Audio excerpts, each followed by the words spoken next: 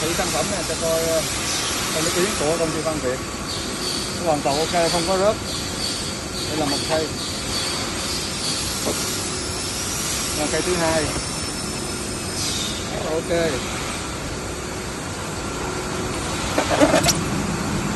Cây thứ ba